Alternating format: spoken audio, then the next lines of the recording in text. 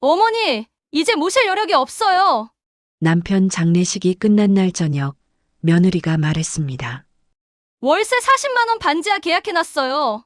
3일장이 끝나자마자 저를 반지하로 쫓아낸 아들과 며느리.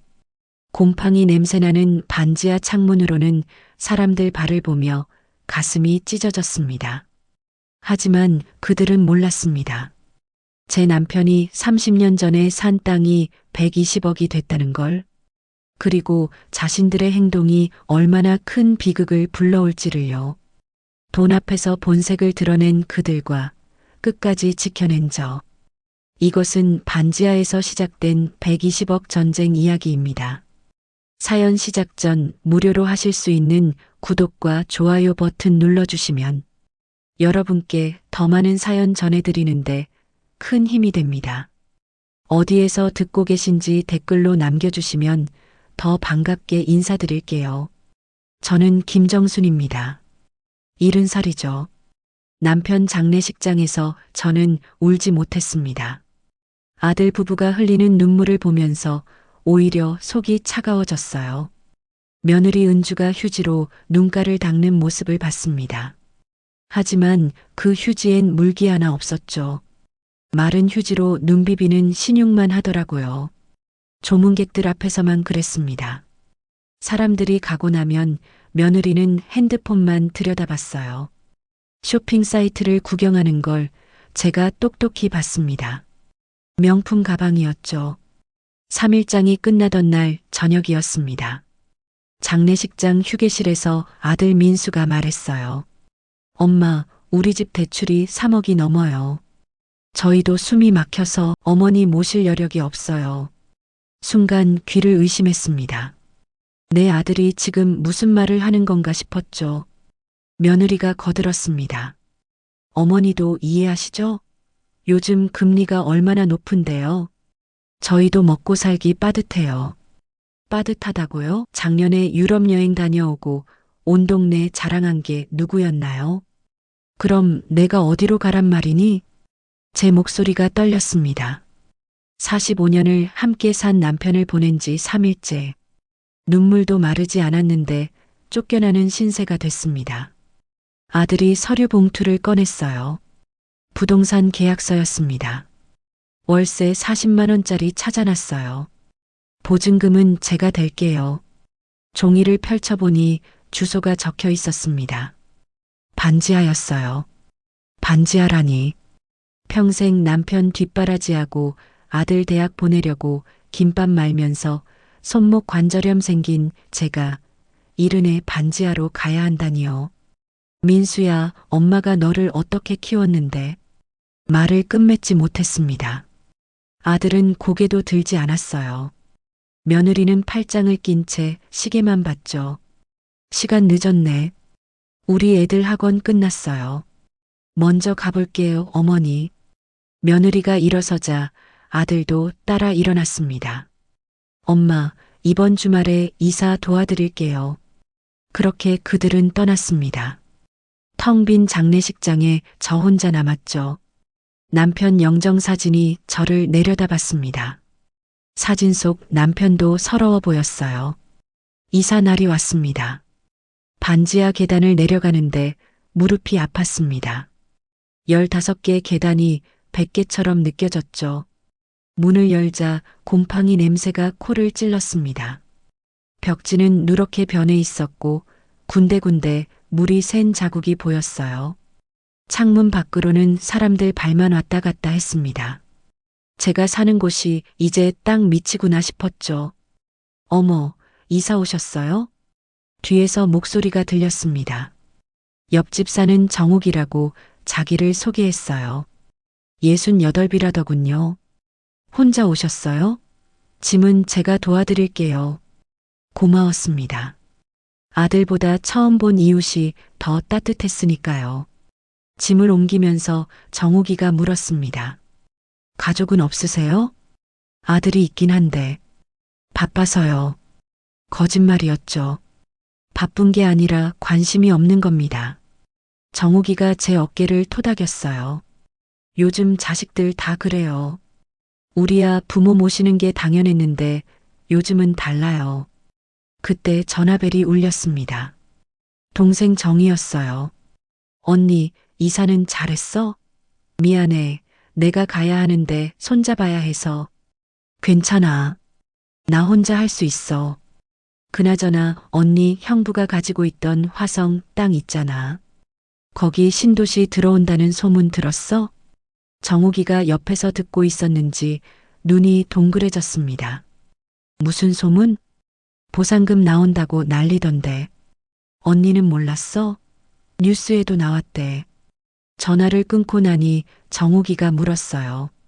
어머, 땅이 있으셨어요? 요즘 거기 보상금이 어마어마하다던데. 순간 가슴이 철렁했습니다. 남편이 30년 전에 산 경기도 땅이 있긴 했죠. 그런데 보상이라니요? 몰랐습니다. 남편도 그런 얘기 없었고요. 그 땅은 그냥 쓸모없는 임야라고만 생각했었죠. 그날 밤 반지하 방에서 남편이 남긴 서류를 뒤졌습니다. 낡은 가방 깊숙이 토지 등기부등본이 있었어요. 경기도 화성시. 맞았습니다. 뉴스에서 본 그 지역이었죠. 손이 떨렸습니다. 이게 정말 보상을 받는다면. 하지만 왜 아들한테는 말하고 싶지 않을까요? 장례식장에서 보여준 그 차가운 눈빛이 자꾸 떠올랐습니다. 일주일째 아들도 며느리도 연락 한 번 없었습니다. 반지하로 쫓아낸 것으로 모든 게 끝난 것 같았어요. 정욱이 말이 맞는 것 같았어요. 그 땅 얘기가 소문이 났나 봅니다.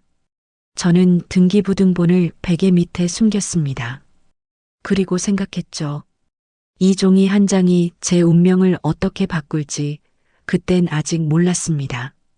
반지하 창문으로 빗방울이 떨어지기 시작했어요. 사람들 발걸음 소리와 섞여서 이상한 리듬을 만들었죠. 평생 고생만 하다가 남편도 떠나보내고 이제 땅 밑에서 살게 된 제 인생이 서러웠습니다. 일주일째 아들도 며느리도 연락 한 번 없었어요. 반지하로 쫓아낸 것으로 끝인가 봅니다. 그런데 혹시, 정말 혹시 그 땅이 보상을 받는다면요? 120억이라는 소문이 사실이라면요? 저는 눈을 감았습니다. 빗소리가 점점 거세졌어요. 마치 폭풍이 몰려오는 것처럼요. 며느리한테서 전화가 온 건 반지하로 이사한 지 열흘째 되던 날이었습니다. 요즘 어떻게 지내냐고 물었어요. 목소리가 평소와 달랐습니다. 다정한 척하려고 애쓰는 게 느껴졌죠. 제가 그냥 그렇다고 짧게 대답하자 며느리가 이상한 말을 했습니다. 어제 동네 마트에서 장 보는 걸 봤는데 고등어도 사고 소고기도 사더라면서 혼자 사는데 너무 많이 사는 거 아니냐고요. 어떻게 제가 뭘 샀는지 알까요? 설마 지켜본 건 아니겠죠. 사실 고등어는 정욱이가 부탁해서 같이 산 거였고 소고기는 위층 할머니가 돈 주면서 대신 사다 달라고 한 거였어요. 그런데 며느리는 제가 숨긴 돈이 있다고 생각한 모양이었습니다. 제가 왜 갑자기 그런 걸 묻냐고 하자 며느리는 잠시 뜸을 들이더니 그냥 혼자 계시니까 걱정돼서 그런다고 했어요. 전화를 끊고 나서도 이상한 기분이 가시지 않았습니다. 반지하로 쫓아낸 지 열흘 만에 처음 한 전화가 생활비 타령이라니요. 그런데 더 이상한 건 제가 마트에서 장을 볼 때마다 누군가 지켜보는 느낌이 들었다는 거예요. 어제도 고등어 2마리를 샀는데 오늘 며느리가 반찬이 푸짐해 보인다고 했죠. 설마 정말로? 아니에요. 제가 너무 예민한가 봅니다. 다음 날 아침 가슴이 답답하고 숨이 차서 병원에 갔습니다. 반지하의 습한 공기 때문인가 싶었죠. 그런데 의사 선생님 표정이 심상치 않았어요. 할머니 간 수치가 많이 안 좋으니 추가 검사를 해봐야겠다고 했습니다. 검사 결과를 기다리는 동안 대기실에 앉아 있었어요. 옆자리 할아버지가 신문을 보고 계셨는데 큼지막한 광고가 눈에 들어왔습니다. 화성 동탄 신도시 토지 보상 설명회. 심장이 쿵 내려앉았어요. 화성이라. 남편이 가진 땅이 화성이었죠. 할아버지한테 조심스럽게 그 토지 보상이 뭐냐고 물었더니 정부에서 신도시 만든다고 땅 사들이는 거라고 했어요. 보상금이 어마어마해서 평당 1,000만 원은 기본이라고 하더군요. 평당 1,000만 원. 남편 땅이 12,000평이니까. 아니, 이런 계산을 왜 하고 있는 거죠? 그때 간호사가 저를 불렀습니다. 의사 선생님이 부른다고요. 진료실로 들어가니 의사 선생님 표정이 무거웠어요. 간경화가 많이 진행돼서 간부전 단계라고 했습니다. 쉽게 말하면 간 기능이 거의 없다는 거였죠. 이제는 간 이식 아니면 힘들다고 했어요. 간 이식? 그 말이 머릿속을 맴돌았습니다. 제가 수술비는 얼마나 드냐고 물으니 보험 적용해도 5천만 원은 넘을 거라고 했습니다. 그리고 기증자를 찾는 것도 쉽지 않다고 덧붙였죠. 5천만 원. 제 전 재산을 다 털어도 모자란 돈이었어요.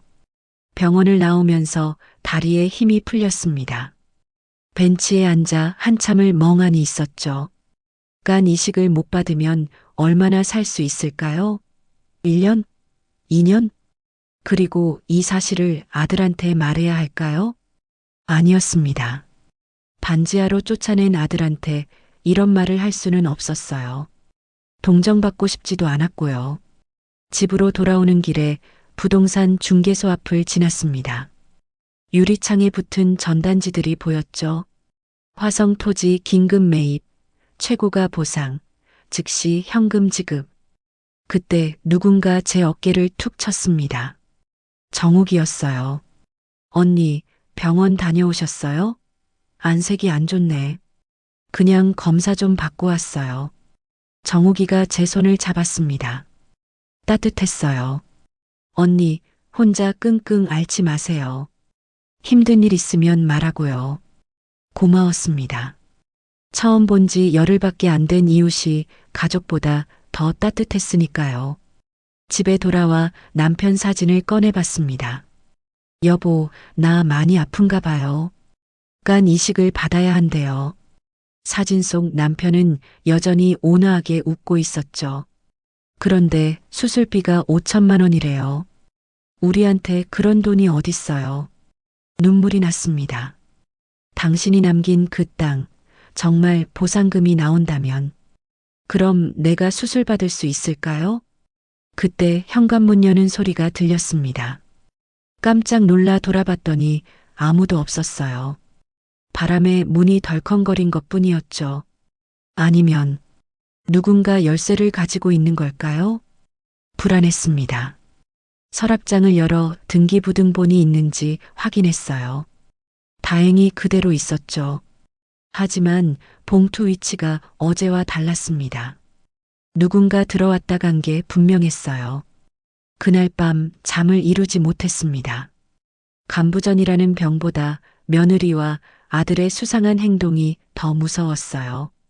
그들이 뭔가 알고 있는 것 같았죠. 혹시 내 남편 땅 얘기를 들은 걸까요? 보상금이 나온다는 걸 알고 있는 걸까요? 새벽 3시 복통이 시작됐습니다. 간이 아픈 건지 마음이 아픈 건지 분간이 안 됐어요. 화장실에서 나오다가 현기증이 났습니다. 벽을 짚고 겨우 버텼죠. 내가 얼마나 더 버틸 수 있을까? 중얼거렸습니다. 그런데 이상하게도 죽음보다 더 무서운 게 있었어요. 내가 죽고 나면 그 땅은 어떻게 될까? 아들과 며느리가 다 가져가는 걸까? 절대 그럴 순 없었습니다. 평생 나를 무시하고 반지하로 쫓아낸 그들에게 120억을. 잠깐, 내가 지금 120억이라고 생각한 건가요? 평당 1,000만 원에 12,000평이면. 맞았습니다. 120억이었어요. 손이 떨렸습니다. 그 돈이면 간 이식도 받을 수 있고 남은 인생도 편하게 살 수 있을 텐데. 하지만 그보다 먼저 해야 할 일이 있었죠. 이 비밀을 지키는 것. 특히 아들과 며느리로부터. 다음 날 아침 정욱이가 찾아왔어요. 언니, 어제 마트에서 언니 봤는데 인사하려다가 못했어요. 그런데 이상한 걸 봤어요. 뭐가 이상해요? 언니 뒤에 젊은 여자가 계속 따라다니더라고요. 언니가 뭐 사는지 유심히 보고 있었어요. 제 예감이 맞았던 거예요. 정말로 누군가 감시하고 있었습니다. 정욱이가 명함을 하나 내밀었어요. 제 조카가 아는 변호사예요. 박진호 변호사라고 믿을 만한 사람이래요. 혹시 모르니 연락처 가지고 계세요. 명함을 받아들었습니다. 박진호 법률사무소라고 적혀 있었죠. 고마워요, 정욱 씨. 언니, 혼자 싸우지 마세요.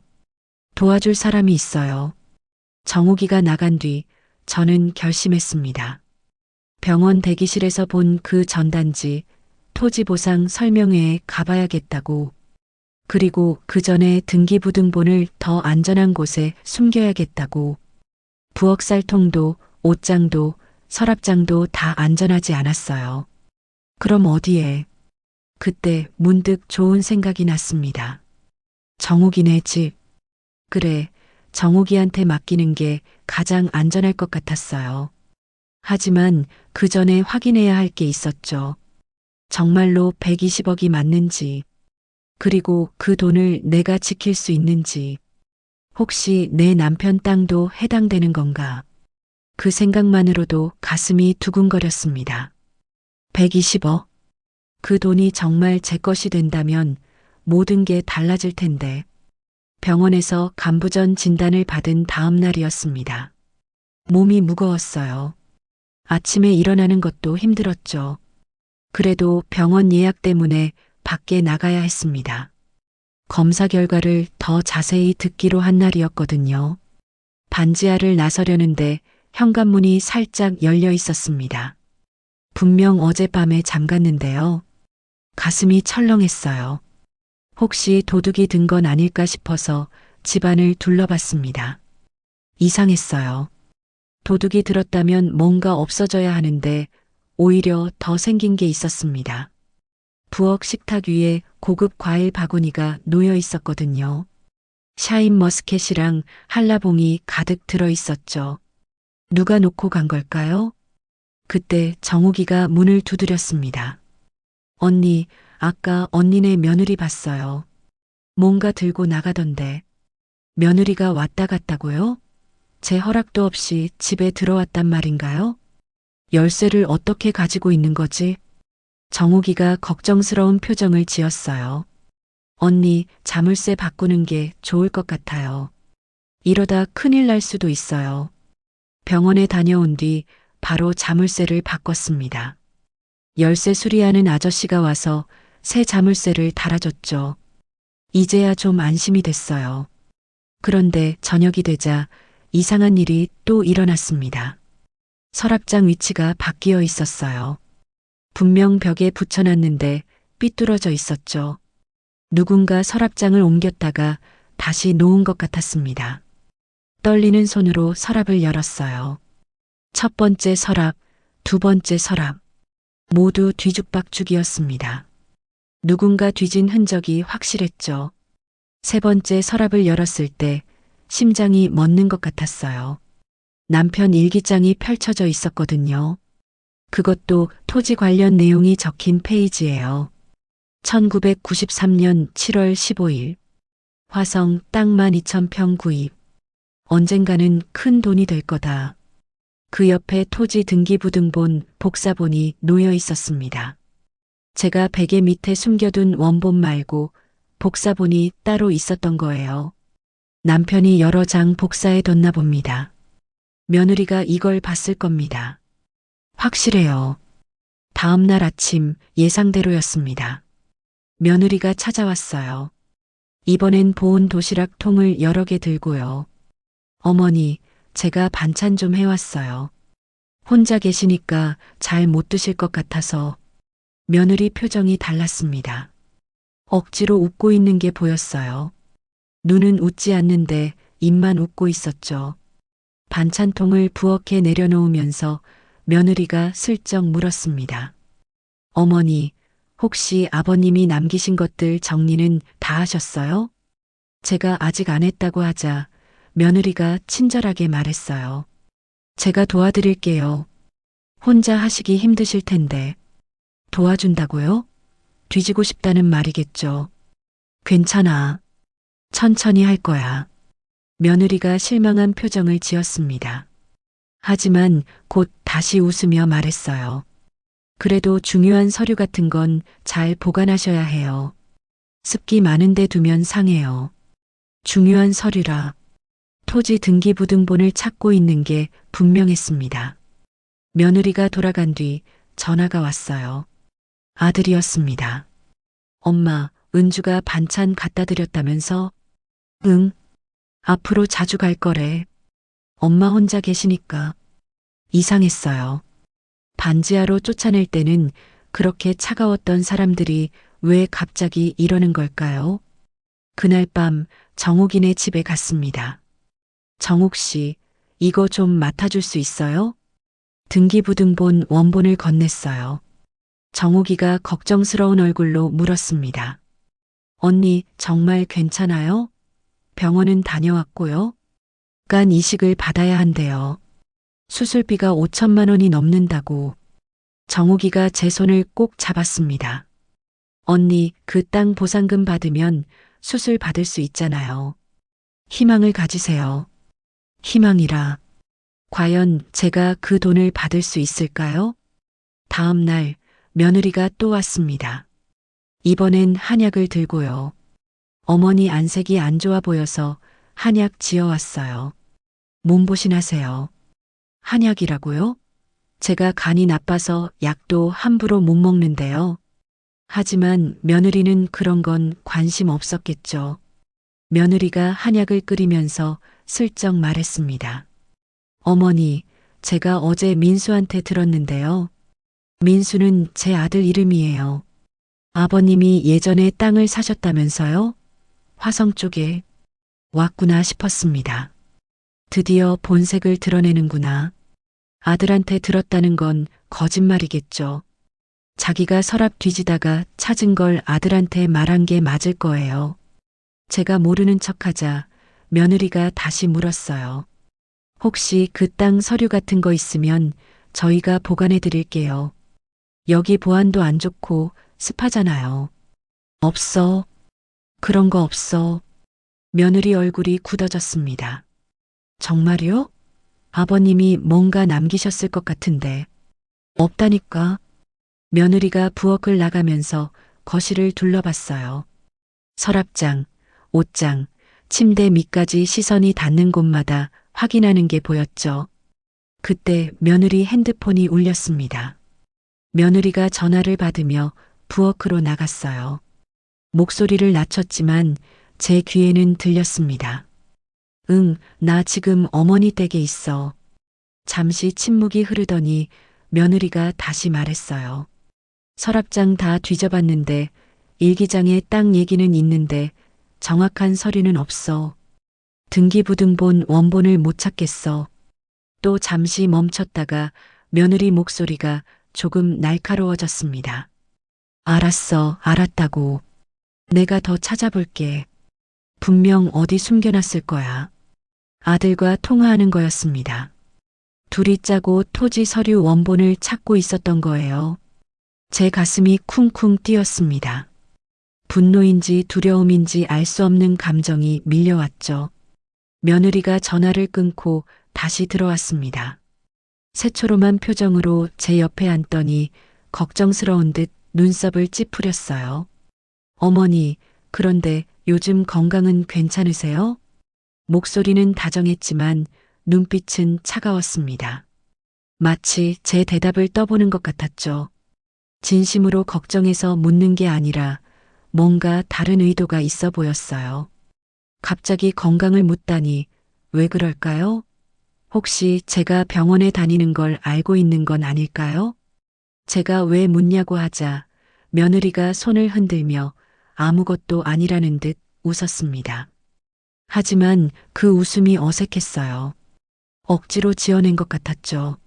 아니, 그냥 병원은 다니세요? 내가 알아서 할게. 며느리가 뭔가 더 묻고 싶어 했지만 제가 대답을 안 하니까 포기한 것 같았어요. 그럼 저 가볼게요. 한약 꼭 드세요. 며느리가 나간 뒤 저는 한약을 버렸습니다. 믿을 수가 없었거든요. 그날 밤 복통이 시작됐어요. 간 때문인지 스트레스 때문인지 알 수 없었습니다. 화장실에 몇 번이나 갔다 왔죠. 새벽 2시쯤 현관문 앞에서 발소리가 들렸습니다. 살금살금 걷는 소리였어요. 문고리를 돌리는 소리도 들렸죠. 하지만 자물쇠를 받고 나서 열리지 않았을 겁니다. 무서웠어요. 이렇게까지 하다니. 다음 날 아침 정욱이가 급하게 찾아왔습니다. 언니, 큰일 났어요. 무슨 일이에요? 아까 언니네 며느리가 부동산 사람이랑 얘기하는 걸 들었어요. 무슨 토지 보상금이 120억이라고. 120억? 정확한 금액을 알아낸 모양이었습니다.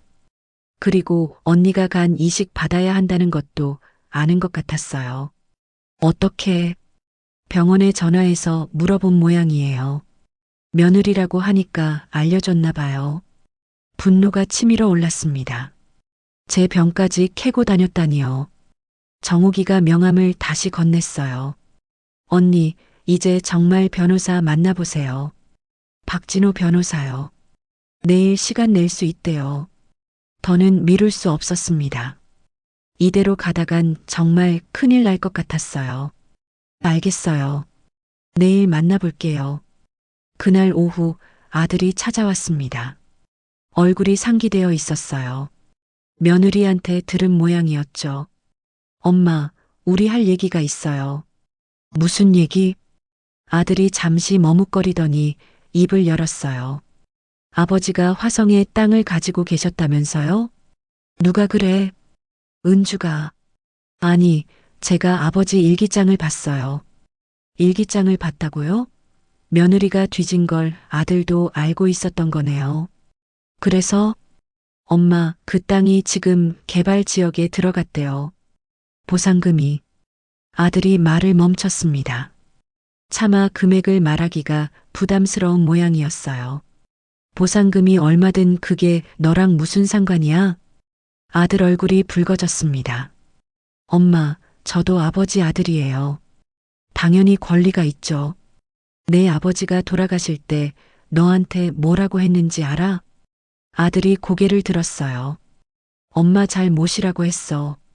그런데 넌 뭘 했니? 장례식 끝나자마자 나를 반지하로 쫓아냈잖아. 그건 상황이 어쩔 수 없었어요. 어쩔 수 없었다고? 유럽 여행 갈 돈은 있으면서? 아들이 말문이 막혔습니다. 엄마, 그때와 지금은 달라요. 이제 우리한테도 여유가 생겼어요. 여유? 내가 땅을 가지고 있으니까 여유가 생긴 거지? 침묵이 흘렀어요. 아들이 조용히 말했습니다. 엄마, 우리 잘 지내자. 다시 같이 살 수도 있어요. 다시 같이 살자고요? 돈이 생기니까 이제야 엄마가 보이는 건가요? 나가. 당장 나가. 엄마, 나가라고. 제가 소리를 지르자 아들이 놀란 표정으로 일어났습니다. 엄마, 나중에 후회하실 거예요. 그 말을 남기고 아들이 나갔습니다. 후회라. 제가 후회할 일은 당신을 낳은 것 뿐이에요. 그날 밤 저는 결심했습니다. 내일 변호사를 만나서 모든 걸 상의하기로요. 그리고 유언장을 쓰기로요. 아들과 며느리에게는 단 한 푼도 주지 않겠다고. 120억. 그 돈은 제 돈입니다. 평생 고생한 대가이고 남편이 저를 위해 남긴 마지막 선물이에요. 그들이 원한다면 싸워야겠죠. 끝까지. 하지만 그때는 몰랐습니다. 그들이 얼마나 무서운 사람들인지, 그리고 돈이 사람을 어떻게 바꾸는지를요. 변호사를 만나기로 한 날 아침, 갑자기 쓰러졌습니다. 부엌에서 물을 마시려다가 현기증이 났어요. 눈앞이 노래지더니 다리에 힘이 풀렸죠. 정신을 차려보니 바닥에 누워 있었습니다. 얼마나 시간이 지났는지 알 수 없었어요. 간신히 일어나 정욱이네 초인종을 눌렀습니다. 정욱이가 놀란 표정으로 저를 부축했어요. 얼굴이 노랗게 변했다면서 당장 병원에 가자고 했죠. 제가 괜찮다고 했지만 정욱이는 듣지 않았습니다. 택시를 불러 저를 응급실로 데려갔어요. 응급실에서 검사를 받았습니다. 의사 선생님이 심각한 표정으로 간 수치가 급격히 악화됐다고 당장 입원해야 한다고 했죠. 간호사가 보호자 연락처를 물었습니다. 아들 번호를 알려줘야 하나 망설였어요. 하지만 병원에서는 보호자가 필요하다고 했죠. 할 수 없이 아들 번호를 알려줬습니다. 병실로 옮겨진 지 2시간쯤 됐을까요? 아들과 며느리가 헐레벌떡 뛰어왔습니다. 아들이 제 손을 잡으며 괜찮냐고 물었어요. 걱정하는 표정이었지만 왠지 진심으로 느껴지지 않았습니다. 며느리는 뒤에 서서 병실을 둘러보고 있었죠. 마치 제 상태보다 다른 게 더 궁금한 것처럼요. 제가 별일 아니라고 좀 쉬면 된다고 했지만 아들은 고개를 저었어요. 의사 선생님이 간부전이 심각해서 이식 수술을 빨리 해야 한다고 했다면서요. 며느리가 다가와서 걱정스러운 표정을 지어 보였습니다. 하지만 눈은 차가웠어요. 이제 자기들이 모시겠다고 퇴원하면 자기들 집으로 가자고 했습니다. 반지하로 쫓아낸 지 얼마 안 됐는데 이제 와서 모시겠다니요. 제가 대답하지 않자 아들이 혼자 계시면 위험하다고 했어요. 그때 며느리가 살짝 아들 팔을 건드렸습니다. 무슨 신호 같았어요. 아들이 잠시 머뭇거리더니 입을 열었죠. 간 이식 수술비가 만만치 않다고 보험 적용해도 5천만 원은 넘는다고요. 돈 얘기가 나왔습니다. 결국 그거였어요. 며느리가 걱정스러운 목소리로 덧붙였습니다. 수술비 준비는 되셨냐고 자기들도 도와드리고 싶지만 한계가 있다고요. 목소리는 걱정하는 것 같았지만 눈빛은 탐색하는 것 같았죠. 제가 돈이 있는지 없는지 떠보는 거였어요. 내가 알아서 한다고 하자 아들이 다급해졌습니다.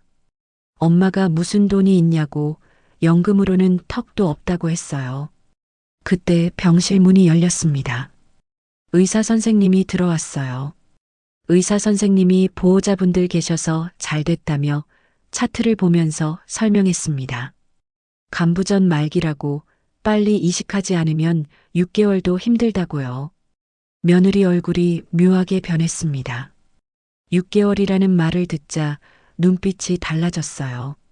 마치 계산하는 것 같았죠. 의사가 나간 후 병실에 침묵이 흘렀습니다. 며느리가 먼저 입을 열었어요. 조심스럽게 하지만 단호하게 이제 현실적으로 생각하셔야 한다고 했죠. 현실적으로요? 제가 죽을 날을 기다리는 게 현실인가요? 아들이 며느리를 제지하려 했지만 며느리는 계속 말했습니다.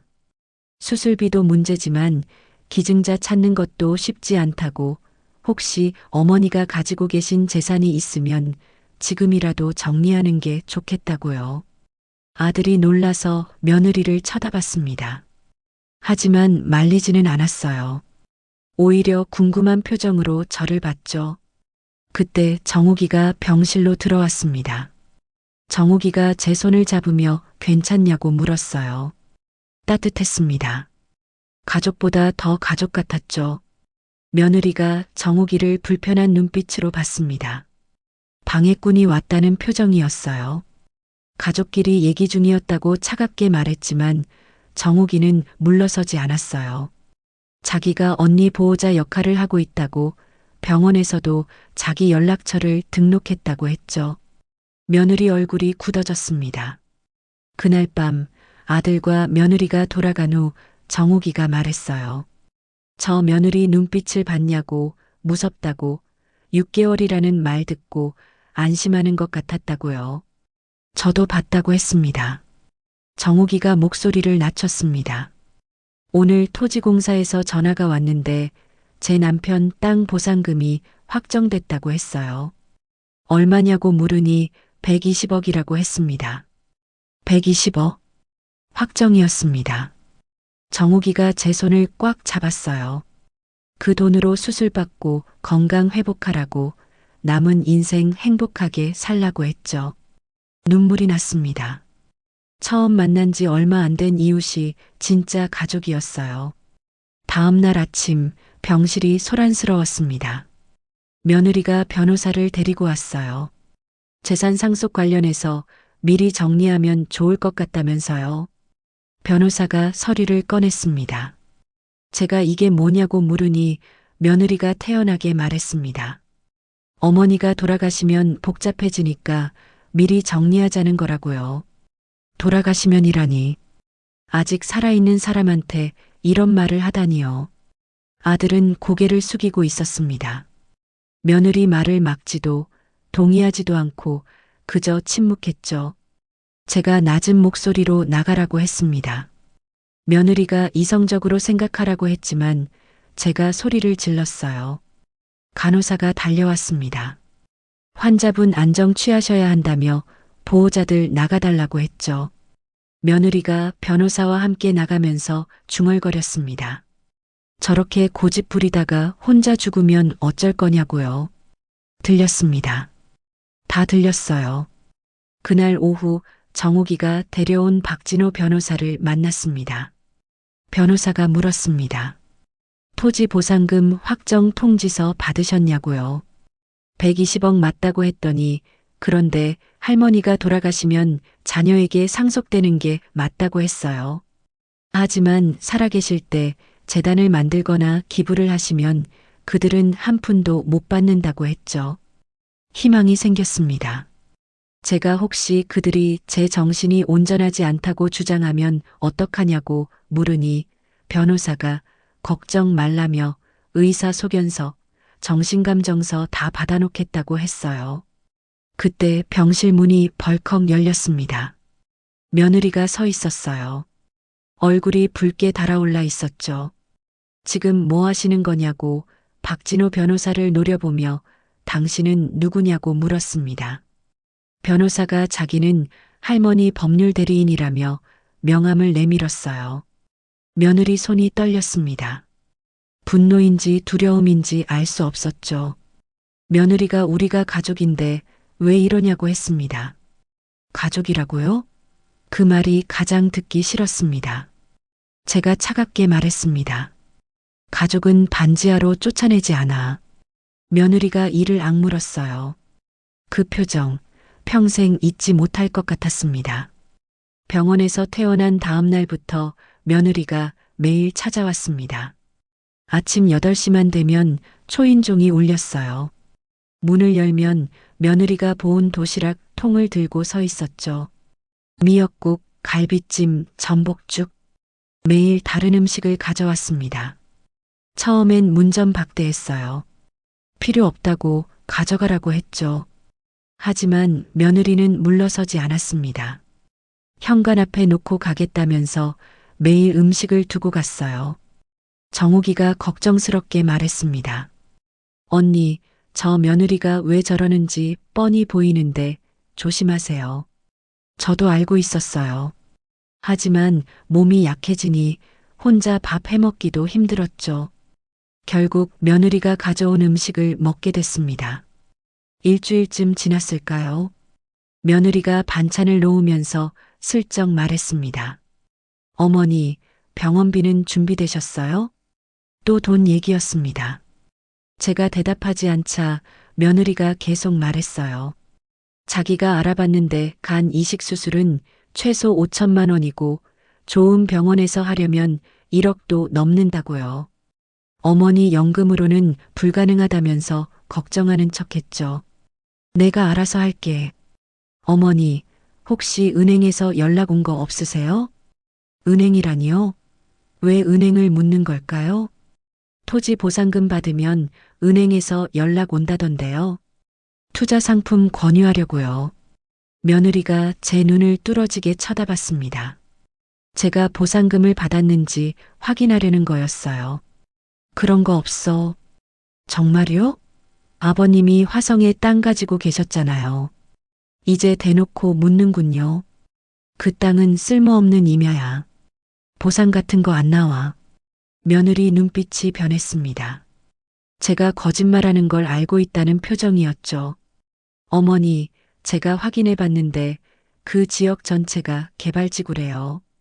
내가 뭘 확인해?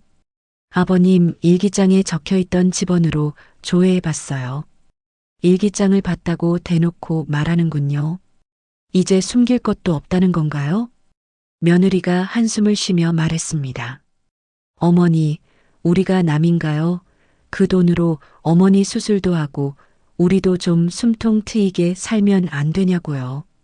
우리가 남이 아니라고요? 반지하로 쫓아낸 건 누구였나요? 나가. 오늘은 그만 가. 며느리가 일어서면서 말했습니다. 어머니, 잘 생각해 보세요. 혼자 그 돈 다 가지고 계실 건 아니잖아요. 그날 밤 이상한 느낌이 들었습니다. 분명히 자물쇠를 바꿨는데 또 누군가 들어온 것 같았어요.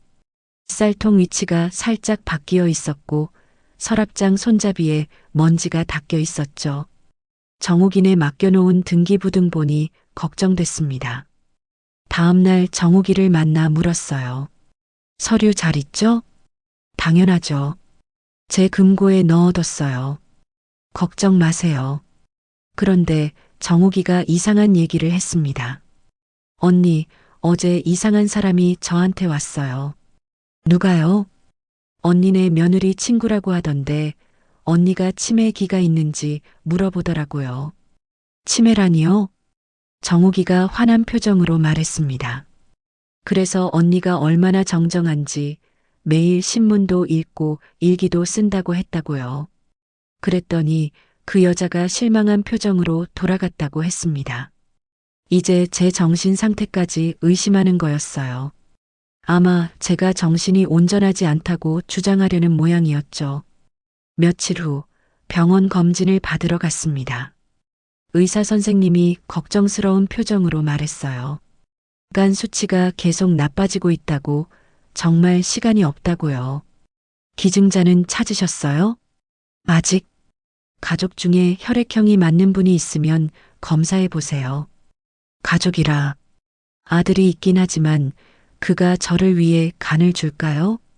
병원을 나오는데 며느리가 기다리고 있었습니다. 어머니, 어떠셨어요? 어떻게 알고 왔을까요? 내가 여기 왜 있어?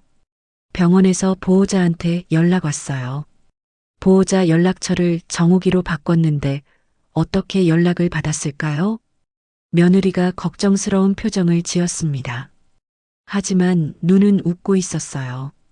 의사 선생님이 시간이 얼마 안 남았다고 했다면서 이제 정말 현실을 받아들여야 한다고 했죠. 무슨 현실? 어머니가 가진 재산을 정리하는 거요. 노골적이었습니다. 이제 숨기지도 않는군요. 120억이잖아요. 며느리가 대놓고 말했습니다. 정확한 금액까지 알고 있었어요.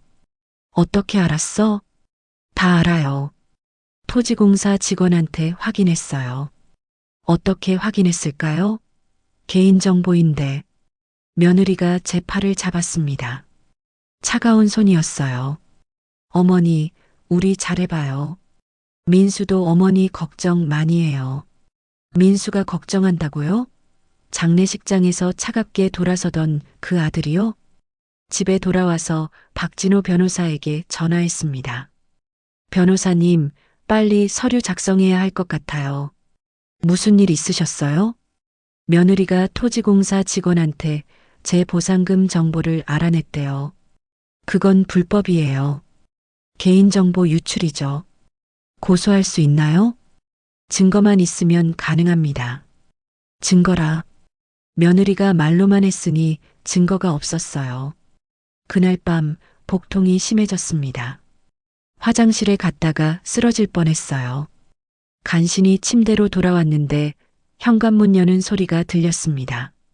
분명히 잠갔는데 발소리가 가까워졌어요. 문이 열렸습니다. 며느리였어요. 손에 열쇠를 들고 있었죠. 어머니, 괜찮으세요? 너, 어떻게 들어왔어? 예비 열쇠예요. 민수가 만들어뒀어요.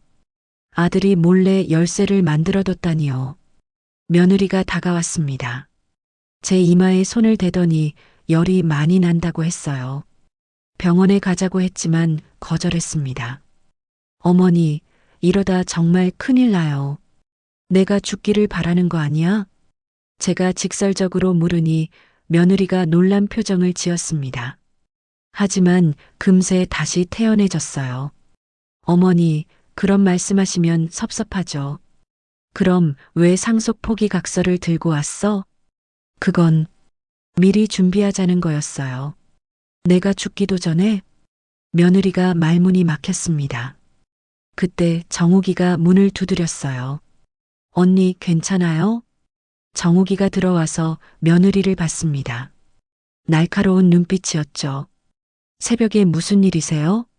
어머니가 아프셔서 제가 돌볼게요. 가세요. 정욱이가 단호하게 말했습니다. 며느리는 마지못해 나갔어요. 정욱이가 제 손을 잡았습니다. 언니, 119 불러요. 너무 위험해 보여요. 아니야, 괜찮아.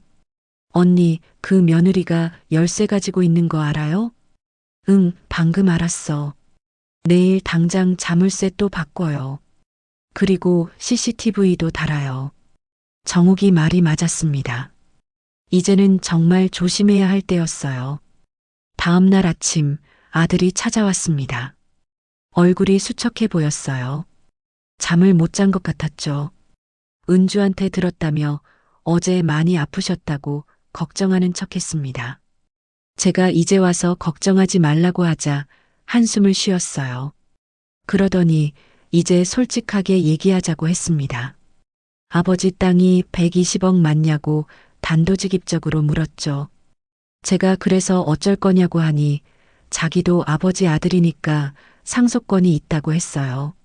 상속은 내가 죽은 다음 얘기라고 했더니 아들이 조심스럽게 말했습니다. 엄마가 시간이 얼마 안 남았잖아요. 라고요. 아들도 결국 제 죽음을 기다리는 거였어요. 제가 그래, 내가 죽으면 너한테 갈 거라고 하면서 말을 멈췄습니다. 아들이 초조한 표정으로 저를 봤어요. 하지만 내가 살아있는 동안은 내 맘대로 할 거라고 했죠. 기부할 수도 있고 재단을 만들 수도 있다고 했습니다. 아들 얼굴이 하얗게 변했습니다. 그러면 안 된다고 왜 그러냐고 물었어요. 내 돈인데 왜 안 되냐고 했더니 아들이 갑자기 목소리를 높였습니다. 그게 어떻게 엄마 돈이냐고 아버지가 번 돈이라고 했어요. 아버지가 나한테 남긴 거라고 하니 자기한테도 남긴 거라며 흥분했죠. 아들이 갑자기 제 어깨를 잡고 세게 흔들었습니다. 정신 차리라고, 그 돈은 우리 가족 돈이라고 소리쳤어요. 그때 현관문이 벌컥 열렸습니다. 박진호 변호사가 경찰관 2명과 함께 들어왔어요. 지금 폭행하는 거냐고 물으며 다가왔죠. 아들이 놀라서 손을 뗐습니다.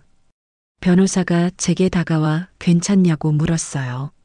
정욱이가 연락한 모양이었죠. 경찰관이 아들에게 경고했습니다. 한 번 더 이러면 체포한다고요. 아들이 떨리는 목소리로 이건 가족 문제라고 했지만 경찰은 가족이어도 폭행은 범죄라고 단호하게 말했습니다. 아들이 이를 악물고 나갔습니다. 가면서 중얼거렸어요. 엄마 후회할 거라고. 또 후회라는 말이었습니다. 그런데 이상하게도 두렵지 않았어요. 이제 제가 가진 것은 시간과 돈이었습니다. 시간은 얼마 남지 않았지만 돈은 충분했죠. 그리고 저는 결심했습니다. 그들에게 단 한 푼도 주지 않기로요. 그날 밤은 유독 춥고 어두웠습니다. 새벽 2시쯤이었을까요? 현관문이 부서질 듯한 소리가 났어요. 쿵쿵쿵. 누군가 문을 세게 두드리고 있었습니다. 제가 누구냐고 물으니 아들 목소리가 들렸어요. 당장 문 열라고 소리쳤죠. 옆에서 며느리 목소리도 들렸습니다. 이제 끝장을 내자고 했어요. 문을 열자 아들과 며느리가 들이닥쳤습니다. 둘 다 얼굴이 붉게 달아올라 있었어요. 술 냄새가 났습니다. 아들이 거실로 들어오면서 소리쳤어요. 120억 내놓으라고 아버지가 남긴 거니까 자기 권리라고 했습니다. 제가 미쳤냐고 하자 며느리가 앞으로 나섰어요. 눈빛이 무서웠습니다. 어머니가 미친 거라고 자식한테도 안 주고 죽을 셈이냐고 했죠. 며느리가 갑자기 서랍장으로 달려갔어요. 서랍을 하나씩 열면서 뒤지기 시작했습니다. 등기부등본 어디 있냐고 소리치면서요. 제가 말리려고 했지만 아들이 제 팔을 잡았어요. 꽉 쥐어서 아팠습니다. 며느리가 옷장, 신발장, 부엌 찬장까지 다 뒤졌어요. 물건들이 바닥에 떨어졌습니다. 제 삶이 다 흐트러지는 것 같았죠. 그때 며느리가 쌀통을 열었어요. 쌀을 바닥에 쏟아가며 뒤졌습니다. 아무것도 없자 화가 난 듯 쌀통을 발로 찼어요. 아들이 제 어깨를 흔들며 말했습니다. 어디 숨겼냐고, 빨리 내놓으라고요. 제가 대답하지 않자 더 세게 흔들었어요. 현기증이 났습니다. 간이 아픈 건지 마음이 아픈 건지 구분이 안 됐어요. 다리에 힘이 풀려서 주저앉았습니다. 그 순간 며느리가 제 핸드백을 뒤지다가 뭔가를 발견했어요. 토지공사에서 온 보상금 확정 통지서였습니다. 며느리가 환호성을 질렀어요. 이거라고 120억이 확실하다고 종이를 흔들었습니다. 아들이 제게 다가와서 말했어요. 이제 정리하자고 변호사 불러서 상속 서류 작성하자고 했죠. 제가 안 된다고 하자 며느리가 제 앞에 무릎을 꿇었습니다. 그리고는 제 손을 잡으며 울기 시작했어요. 어머니 제발 우리도 살아야 한다고 평생 가난하게 살았는데 이제 좀 숨쉬고 살게 해달라고 했습니다. 하지만 그 눈물이 진짜일까요?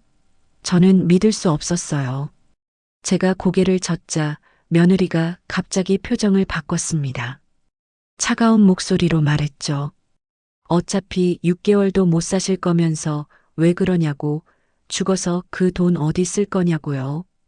그 말을 듣는 순간 제 안에서 뭔가 끊어지는 소리가 났습니다. 아들도 거들었어요. 엄마가 정신이 온전하지 않은 것 같다고, 치매 초기 증상 같다고 했습니다. 법적으로 무효화시킬 수 있다는 협박이었죠. 제가 너희들이 인간이냐고 소리쳤어요. 부모를 이렇게 대접하는 게 자식이냐고요. 그때 며느리가 냉소를 지으며 말했습니다. 시어머니 노릇도 제대로 못했으면서 이제 와서 존중받고 싶냐고요. 손자들 학원비 한번 보태준 적 없으면서 가족 운운하냐고 했어요. 학원비를 안 보탰다고요? 제가 매달 손자들 용돈 줬고 명절마다 두둑하게 챙겨줬는데요. 그것도 모자라서 밥 다 해주고 집안일 다 했는데요. 아들이 그건 부모로서 당연한 거라고 말했습니다. 그 말이 가슴에 비수처럼 박혔어요. 며느리가 다시 서류를 뒤지기 시작했습니다. 이번엔 침대 매트리스까지 들어올렸어요. 그 순간 제가 쓰러졌습니다. 가슴을 쥐어짜는 통증이 왔어요. 숨을 쉴 수가 없었습니다. 눈앞이 하얘졌다가 까매졌어요. 아들이 놀라서 저를 부축했습니다. 엄마 괜찮냐고 물었지만 진심으로 걱정하는 것 같지는 않았어요. 며느리는 연기하지 말라고 했습니다. 동정심을 유발하려는 수작이라고요. 그때였습니다. 현관문이 열리는 소리가 났어요. 박진호 변호사가 들어왔습니다. 뒤에 경찰관 2명이 따라왔고요. 며느리가 당황해서 손에 들고 있던 서류를 떨어뜨렸어요. 변호사가 차분하게 말했습니다. 지금 현행범이라고 주거침입과 폭행, 협박 혐의로 신고한다고요. 아들이 변명했어요. 가족 간의 일이라고 경찰이 개입할 문제가 아니라고 했죠. 하지만 경찰관이 단호하게 말했습니다. 가족이어도 범죄는 범죄라고 지금 일단 밖으로 나가라고 했어요. 며느리가 발악했습니다. 이건 우리 돈이라고 120억은 우리 것이라고 소리쳤어요. 그때 정욱이가 들어왔습니다. 손에 무언가를 들고 있었어요. 이거 보세요. CCTV에 다 찍혔어요. 정욱이가 며느리한테 휴대폰 화면을 보여줬습니다. 서랍장 뒤지는 장면, 저를 흔드는 장면이 다 녹화되어 있었어요. 변호사가 말했습니다. 이 증거로 고소하면 최소 3년은 감옥에 간다고, 그래도 계속할 거냐고 물었죠. 며느리가 무릎이 풀린 듯 바닥에 주저앉았습니다. 아들이 제게 다가왔어요. 엄마 제발 이러지 말자고, 우리가 잘못했다고 빌었습니다. 하지만 너무 늦었어요. 이미 제 마음은 돌아섰습니다. 제가 힘겹게 일어서면서 말했습니다. 나가. 다시는 오지 마. 아들이 엄마를 불렀지만 저는 대답하지 않았어요. 경찰관이 그들을 밖으로 데리고 나갔습니다. 며느리는 끝까지 욕설을 퍼부었어요. 저주받을 거라고, 혼자 외롭게 죽을 거라고요. 문이 닫히고 나서야 제가 다시 쓰러졌습니다. 정욱이가 저를 안아주었어요. 울지 말라고, 이제 다 끝났다고 위로했죠. 박진호 변호사가 말했습니다. 내일 바로 접근금지 명령을 신청하겠다고, 그들이 다시는 할머니를 괴롭히지 못하게 하겠다고요. 그날 밤 저는 병원으로 실려갔습니다. 의사가 말했어요. 스트레스로 간 수치가 급격히 나빠졌다고, 정말 위험한 상태라고요. 하지만 이상하게도 마음은 편했습니다. 이제 결정할 시간이었어요. 120억을 어떻게 쓸 것인지, 그리고 제 남은 삶을 어떻게 마무리할 것인지. 병실 창밖으로 새벽빛이 들어왔습니다. 어둡고 긴 밤이 끝나고 새로운 날이 시작되는 것 같았어요. 정욱이가 제 손을 잡고 있었습니다. 따뜻했어요. 언니, 이제 언니 하고 싶은 대로 하세요. 아무도 언니를 막을 수 없어요. 그 말이 위로가 됐습니다.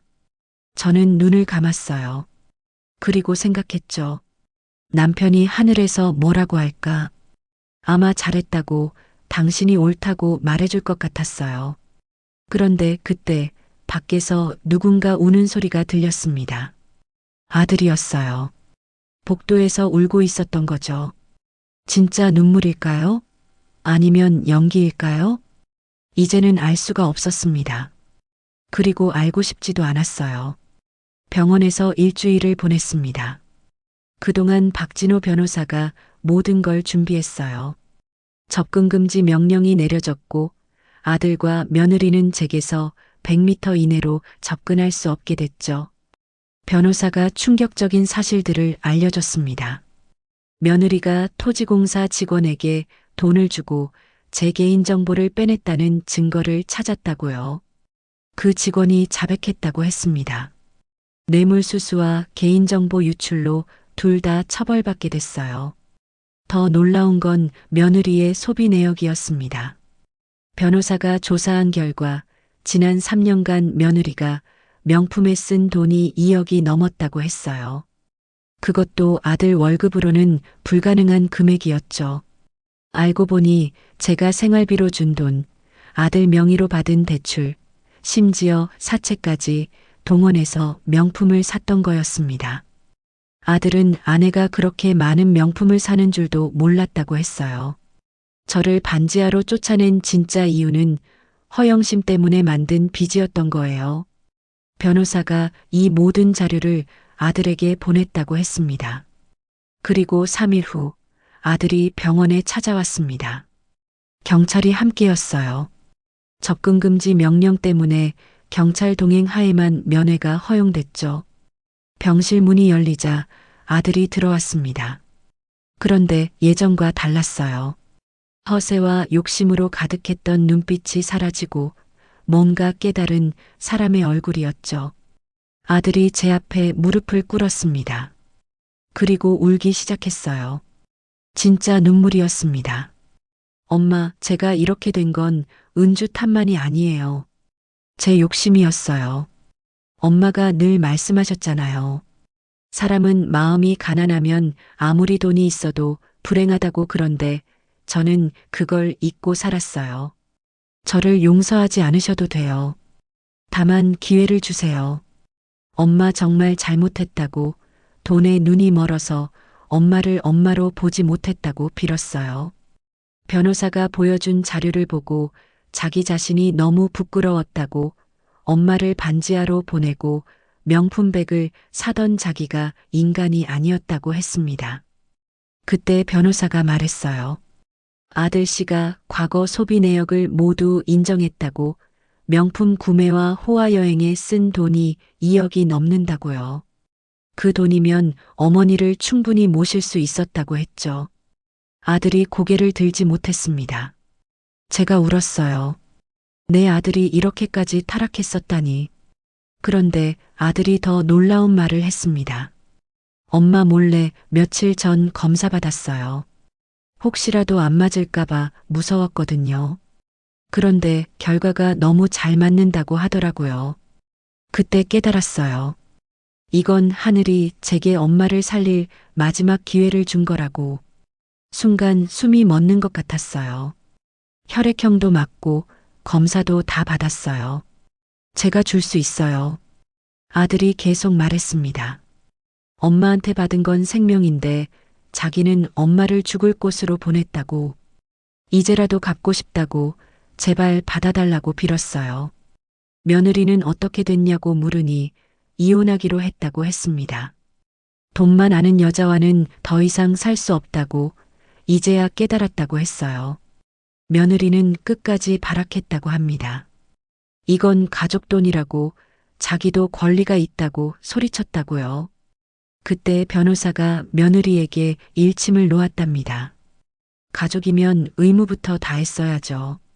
시어머니를 반지하로 쫓아낸 게 가족입니까? 그리고 이 명품들은 어떻게 산 겁니까? 남편도 모르게 빚내서 산 게 맞죠? 아들이 충격을 받았다고 했어요. 자기는 아내가 검소하게 사는 줄 알았는데 집에 숨겨둔 명품이 수십 개였다고요. 자기 이름으로 받은 대출도 처음 알았다고 했습니다. 엄마, 저는 정말 몰랐어요. 은주가 저를 속였어요. 엄마 생활비도 빼돌리고. 아들이 무너졌습니다. 아내에게 속고 엄마에게 상처 주고 자기가 얼마나 바보였는지 깨달은 거죠. 아들이 제 손을 잡았습니다. 엄마, 저 용서 안 해주셔도 돼요. 하지만 엄마가 살아야 저도 살 수 있어요. 그 말에 또 눈물이 났습니다. 늦었지만 아들이 진짜 아들로 돌아온 것 같았어요. 의사 선생님이 들어왔습니다. 아들에 간 적합성 검사 결과가 아주 좋다고, 수술하면 성공 가능성이 높다고 했어요. 저는 망설였습니다. 이 아들이 저를 그렇게 아프게 했는데 그간을 받아도 되는 걸까요? 정욱이가 제 손을 잡았어요. 언니, 아들이 진심으로 후회하는 것 같아요. 기회를 주세요. 박진호 변호사도 말했습니다. 할머니, 용서는 상대를 위한 게 아니라 자신을 위한 거예요. 아들이 간절한 눈빛으로 저를 봤습니다. 엄마, 제발. 저는 결국 고개를 끄덕였습니다. 그래, 받을게. 아들이 감사하다며 또 울었어요. 수술 날짜가 잡혔습니다. 아들이 매일 병원에 왔어요. 경찰과 함께였지만 매일 왔습니다. 엄마 미안하다고, 사랑한다고 말했어요. 처음엔 믿기 어려웠지만 날이 갈수록 진심이 느껴졌습니다. 수술 전날 아들이 편지를 줬어요. 엄마, 제가 엄마한테 준 건 상처뿐이었는데 이제라도 생명을 드릴 수 있어서 감사해요. 이게 속죄의 시작이에요. 앞으로 평생 엄마한테 진짜 아들이 되겠습니다. 편지를 읽으며 울었습니다. 그래, 그래도 아들이니까. 미워도 아들이니까. 수술 당일 아침 아들이 수술실로 들어가기 전에 말했어요. 엄마, 건강하게 오래 사세요. 제가 진짜 잘 모실게요. 그 말이 진심으로 들렸습니다. 그때 깨달았어요. 120억이 준 진짜 선물은 돈이 아니었다고. 돈 때문에 잃었던 아들이 다시 돌아온 것. 그게 진짜 선물이었다고요. 수술은 성공적이었습니다. 눈을 떴을 때 아들이 제 손을 잡고 있었어요. 엄마, 성공했어요. 이제 괜찮아요. 아들도 옆 침대에 누워 있었습니다. 얼굴이 창백했지만 미소를 짓고 있었죠. 엄마, 이제 제가 진짜 아들 노릇할게요. 눈물이 났습니다. 그래, 이제야 진짜 모자가 된 것 같았어요. 정욱이도 옆에 있었습니다. 언니, 아들이 정말 대단해요. 수술 내내 엄마 걱정만 했어요. 간호사가 들어와서 말했어요. 어머니, 아드님이 수술 전에 이거 꼭 드리라고 했어요. 또 편지였습니다. 엄마, 새 생명 받으셨죠? 이제 건강하게 오래오래 사세요. 제가 옆에서 모실게요. 진짜 아들이 되겠습니다. 사랑해요, 엄마. 며느리는 결국 이혼했습니다. 재산 분할을 요구했지만 혼인 중 형성된 재산이 빚뿐이어서 오히려 빚만 나눠 갖게 됐다고 들었어요. 그리고 개인정보 유출건으로 벌금형을 받았죠. 탐욕의 끝은 그렇게 초라했습니다. 퇴원 후 아들과 함께 작은 아파트로 이사했습니다. 반지하가 아닌 10층, 햇빛이 가득 들어오는 집이었어요. 아들이 말했습니다. 엄마, 이제 제대로 모실게요. 늦었지만 진짜 효도할게요. 그리고 정말로 아들은 달라졌어요. 매일 아침 제 건강을 챙기고 병원도 같이 다니고 주말엔 함께 산책도 했습니다. 김정순 희망재단을 설립했습니다. 120억 중 50억을 재단에 넣었어요. 간 이식이 필요한 환자들을 돕는 재단이었죠. 아들도 재단 일을 돕겠다고 했어요. 엄마, 저도 도와주고 싶어요. 제가 받은 은혜를 다른 사람에게도 나누고 싶어요. 첫 번째 수혜자가 나왔습니다. 10살 아이였어요. 선천성 간질환으로 고통받고 있었죠. 수술비를 지원했고 수술은 성공했습니다. 아이 부모가 찾아와서 울며 감사 인사를 했어요. 은인이세요. 평생 은혜 잊지 않겠습니다. 그때 아들이 말했습니다. 엄마, 이제 알겠어요. 돈의 진짜 가치가 뭔지. 한 달에 한 번씩 재단 수혜자들을 만났습니다. 매번 감동적인 사연들이 있었어요. 그들의 감사 편지를 읽을 때마다 남편 생각이 났습니다. 여보, 당신이 남긴 땅이 이렇게 많은 생명을 살리고 있어요. 정욱이는 여전히 가까운 친구로 지냈습니다. 언니, 아들이 정말 달라졌어요. 이제 진짜 아들 같아요. 맞았어요. 이제야 진짜 아들이 된 것 같았죠. 1년이 지났습니다. 아들이 재혼했어요. 착하고 소박한 여자였습니다. 재단에서 자원봉사하다가 만났다고 했죠. 새 며느리는 정말 달랐어요. 저를 진심으로 어머니로 모셨고 매주 함께 식사했습니다. 손자도 생겼어요. 아들이 아기를 안고 왔을 때 또 울었습니다. 엄마, 이 아이한테는 제가 받은 사랑을 그대로 줄 거예요. 3년이 지났습니다. 재단은 계속 성장했어요. 150명이 넘는 환자가 새 생명을 얻었습니다. 어느 날 남편 기일이었습니다. 아들 가족과 함께 성묘를 갔어요. 묘 앞에서 아들이 말했습니다. 아버지, 제가 늦었지만 정신 차렸어요. 이제 엄마 잘 모시고 있어요. 바람이 불었습니다. 남편이 기뻐하는 것 같았어요. 5년이 지났습니다. 저는 77이 됐어요. 아들의 간 덕분에 건강했습니다. 어느 날 한 기자가 찾아왔어요. 제 이야기를 취재하고 싶다고 했죠. 인터뷰 중에 기자가 물었습니다. 할머니, 120억이 가져다 준 가장 큰 선물은 뭐였나요? 잠시 생각하다가 대답했어요. 아들이 다시 아들로 돌아온 거요. 돈보다 그게 더 중요했나요? 돈은 결국 도구일 뿐이에요. 진짜 중요한 건 사람이죠. 특히 가족이요. 기자가 마지막으로 물었습니다. 그럼 이제 행복하신가요? 아들이 제 어깨에 손을 올렸어요. 손자가 제 무릎에 앉아 있었고 새 며느리가 차를 따라주었죠. 네, 행복해요.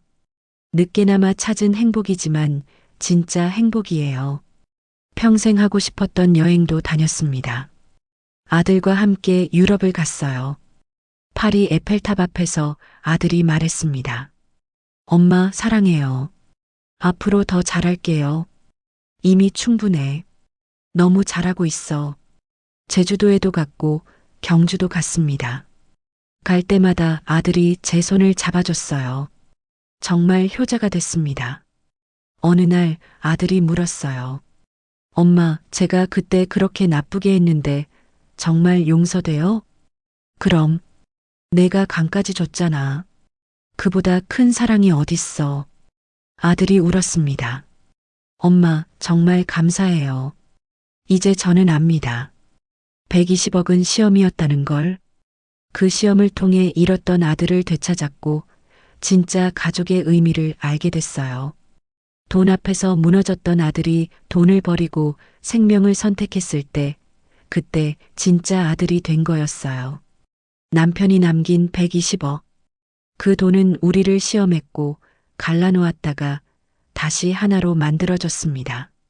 이것이 제 이야기입니다. 반지하에서 시작해 따뜻한 집까지, 배신에서 시작해 용서까지, 절망에서 시작해 희망까지 120억은 선물이 아니었습니다. 진짜 선물은 내 아들이 다시 아들로 돌아온 것, 그리고 내가 늦게나마 찾은 자유였습니다. 돈은 우리를 시험했지만 결국 우리를 더 단단하게 만들어줬어요. 여러분도 부디 진짜 선물을 놓치지 마세요. 가족이라는 이름으로 상처 주는 사람도 있지만 진심으로 뉘우치고 돌아오는 가족도 있어요. 용서는 쉽지 않지만 때로는 용서가 우리를 자유롭게 합니다.